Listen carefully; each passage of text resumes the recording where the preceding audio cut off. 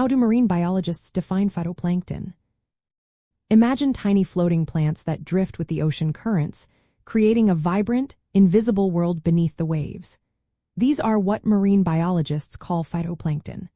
They are mostly microscopic, single-celled organisms that live in the sunlit, upper parts of oceans and lakes. Phytoplankton are special because they can make their own food using sunlight, a process called photosynthesis.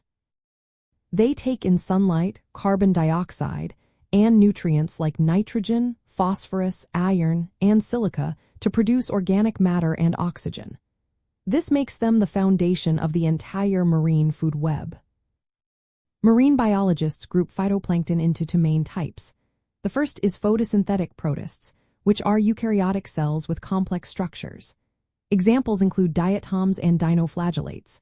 Diatoms have silica shells, while dinoflagellates often have flagella that help them move. The second group is photosynthetic bacteria, mainly cyanobacteria. These bacteria are simpler but very abundant and contribute a lot to the ocean's productivity. Both groups perform photosynthesis near the ocean's surface, within the zone where sunlight penetrates, usually the top 200 to 300 meters of water.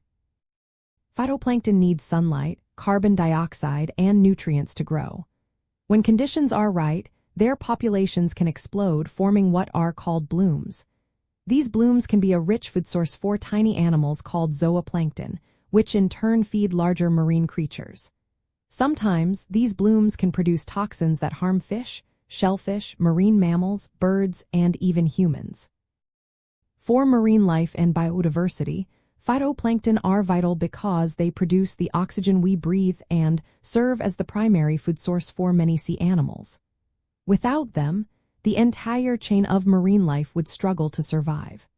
They also help cycle nutrients and carbon in the ocean, which influences climate and ocean chemistry. In simple terms, marine biologists see phytoplankton as the tiny, photosynthetic organisms that make the ocean alive. They are the base of the marine ecosystem, supporting countless species and keeping the ocean's health in check.